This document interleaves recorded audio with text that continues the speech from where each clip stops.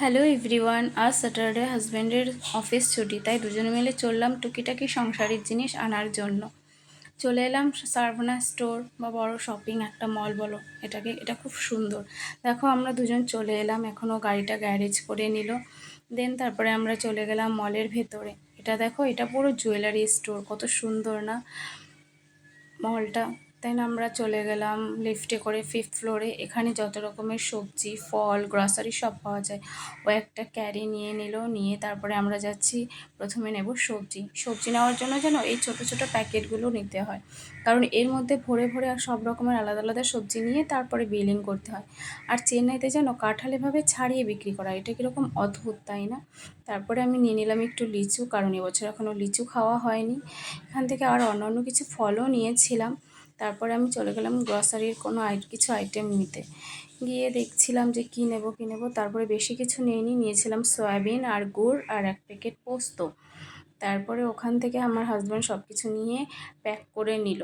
এখানে আলাদাভাবে প্যাক করা হয়। আমি একটা কলিং নিয়ে নিয়েছিলাম। তারপরে চলে গেলাম আমি একটা নেল পলিশ কিনতে। অনেক দিন ধরে ভাবছিলাম কিনবো, দেন কিনে নিলাম একটা নেল পলিশ। তারপরে আমার হাজব্যান্ড এখানে দাঁড়িয়ে আছে বিলিং করার জন্য। দেখো কতগুলো ডাব্বা, এগুলো সব আমাদের জিনিস। প্রায় 3000 টাকার মতো বিল হয়ে গেছিলো। এখানে দেখো বিলগুলো সব মিলিয়ে চেক করে তারপরে প্যাক করে দিচ্ছে। এটা হচ্ছে সারভানা স্টোরের প্যাক।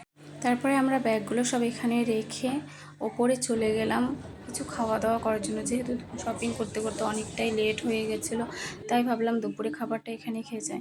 এখানে আজ খুব ভিড় হয়েছে, এত ভিড় সাধারণত থাকে না। দেখো এখানে কত রকমের মিষ্টি, অনেক রকমের খাবার। আমার হাজব্যান্ড অর্ডার দিয়েছিল ভেজ বিরিয়ানি, চিকেন আর সাম্বার রাইস। সাম্বার রাইসটা অনেকটা খিচুড়ির মতো দেখতে।